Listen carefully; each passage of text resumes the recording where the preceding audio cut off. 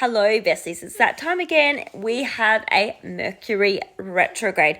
Not only do we have Venus retrograde at the moment, but now we're going to have Mercury retrograde as well. And they're both going from the sign of Aries back into Pisces. That means we actually get 3 hits of this energy from the early degrees of Aries. So within the first 10 degrees of Aries to, you say, the last 25-ish, 24 degrees of from 24 degrees of Pisces onwards, so those last few degrees in Pisces. So because we have an Aries eclipse, the last new moon eclipse, and then Venus retrograde, and now Mercury joining the retrograde, all in Aries, this is pretty significant energy.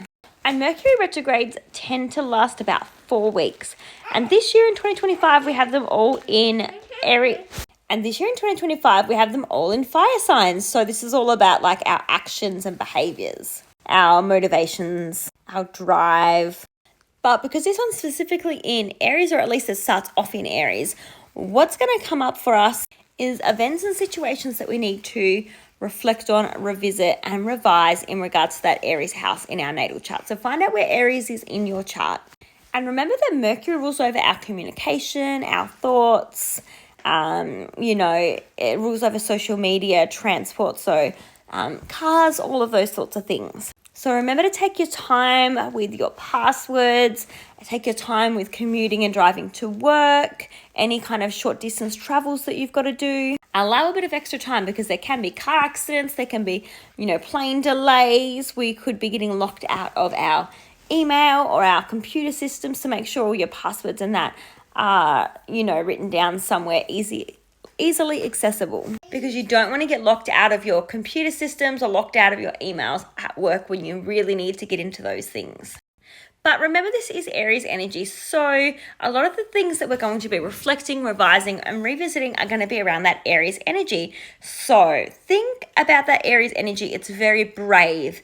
It is very heroic. It's very impulsive, impatient. It's very much reckless, do and then think about it later, just take the action and do it, and think about the actions and consequences later. It's very independent. It's can be a little bit selfish and self-indulged. It's very fiery. It can be a little bit aggressive and a little bit competitive. So watch for argumentative words, hurtful communication. So just be aware that your words can cause a lot of pain and hurt and harm to others.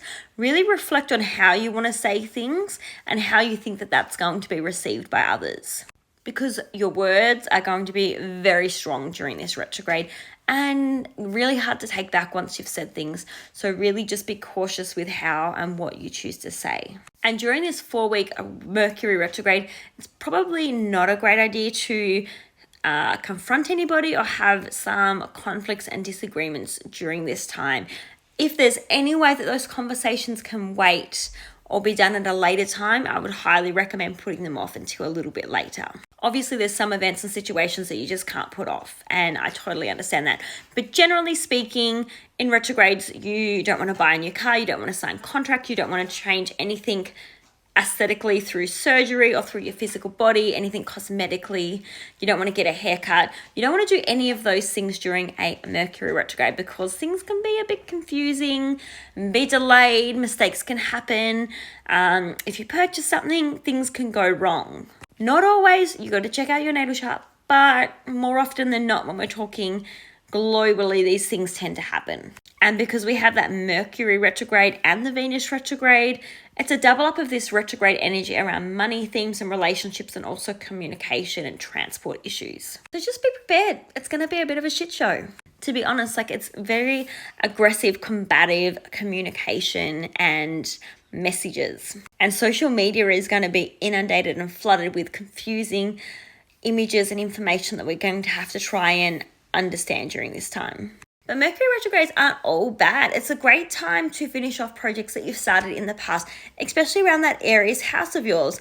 If there's projects, information, relationships, things that you've started in the past, it could be a good time with both of these retrogrades in Venus and Mercury to pick up those old projects and finish them off, complete them.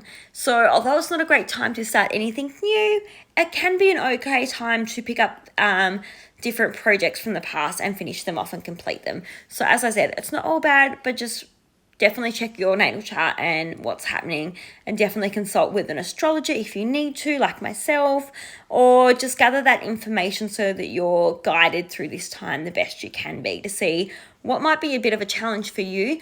Globally, with both of these retrogrades happening, especially the Mercury retrograde, I would suspect that definitely information about WARs, just conflicts, negotiations going wrong, just conflict with leaders, relationships breaking down in general, transport issues, maybe an attack, maybe something to do with cars, issues with cars and transport, some form of transport.